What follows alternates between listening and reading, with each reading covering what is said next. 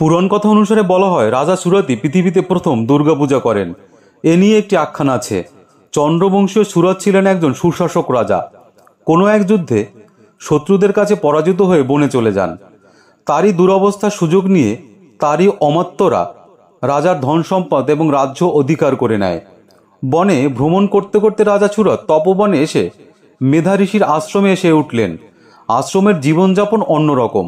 সেখানে সাংসারিক চিন্তায় স্থান পায় না, কিন্তু সেখানেও ঋতরাজ্যের ভালো মন্দের চিন্তায় রাজা শঙ্কিত হতে থাকেন।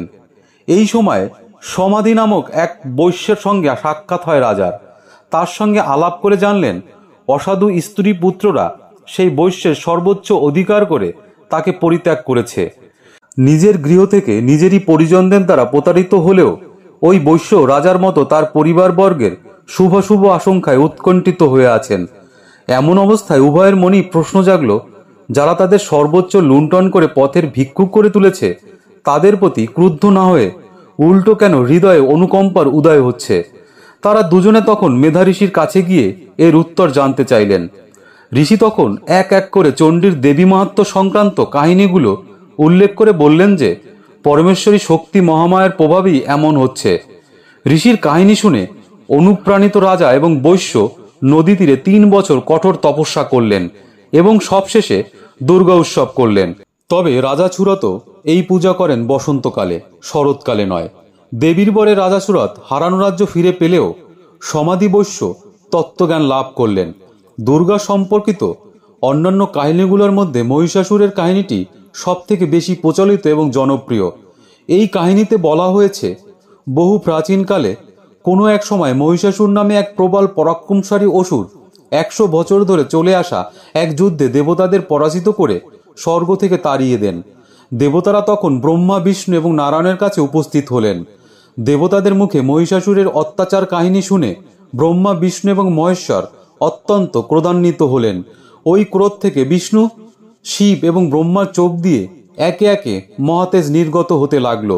সেই সঙ্গে দেবরাজ ইন্দ্র সহ অন্যান্য দেবতাদের চোখ থেকেও বিপুল তেজ নির্গত হয়ে সেই মহাতেজের সঙ্গে মিলিত হলো। হিমালয়ের শীর্ষে ঋষি কাত্যায়নের আশ্রমে সেই বিরাট তেজপুণ্য একত্রিত হয়ে এক নারী মূর্তিতে রূপান্তরিত হলো। দেবনরের দুর্গতি নাশ করার জন্য তার জন্ম বলে দেবীর নাম হলো দুর্গা। আবার ঋষি কাত্যায়নের আশ্রমে আবির্ভূত হওয়ায় এই দেবী কাত্যায়নী নামে অভিহিত হলেন। হিমালয়ে দেবীকে দিলেন তার বাহন সিংহ, আর প্রত্যেক দেবতা তাদের নিজের নিজের শ্রেষ্ঠ অস্ত্র দান করলেন দেবীকে। এই দেবী দশভুজা দুর্গারূপে মহিষরূপী অসুর মহিষাসুর বধের উদ্দেশ্যে যাত্রা করলেন। দেবীর হুঙ্কারে ও তার বাহনের সিংহনাদে স্বর্গ, মর্ত, পাতাল কম্পিত হতে লাগলো। আর সেই প্রবল চিৎকারে মহিষাসুর ভীত হয়ে প্রথমে তার সেনাদলের বীর যোদ্ধাদের পাঠাতে শুরু করলেন, কিন্তু দেবী দুর্গা ও তার বাহন সিংহের প্রবল পরাক্রমের সঙ্গে তারা যুদ্ধ করে একে একে সকলেই পরাজিত হলেন। একেবারে শেষ পর্বে মহিষাসুর স্বয়ং দেবীর সঙ্গে যুদ্ধ করতে এলেন। যুদ্ধ শুরু হলো। যুদ্ধ করতে করতে মহিষাসুর নানা রকম রূপ ধারণ করে দেবীকে ভীত এবং মোহিত করার চেষ্টা করতে লাগলেন, কিন্তু দেবী দুর্গা মহিষাসুরের সব রকম প্রচেষ্টা ব্যর্থ করে দিলেন। তখন অসুর অহংকারে মত্ত হয়ে প্রবল গর্জন করতে লাগলেন। দেবী দুর্গা তখন লাফ দিয়ে মহিষাসুরের কাঁধের উপরে চড়ে তার বুকে শূল বসিয়ে দিলেন এবং তাকে বধ করলেন।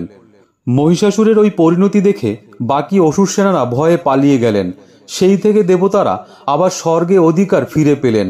পুরাণ গ্রন্থের মতে অমাবস্যার পরবর্তী শুক্লপক্ষের সপ্তমী, অষ্টমী এবং নবমী তিথিতে ঋষি কাত্যায়ন ওই দেবীকে পূজা করেন। দশমীতে দেবী মহিষাসুর বধ করেন। সেই জন্য ওই দশমী তিথিতে বিজয়া দশমী বলা হয়।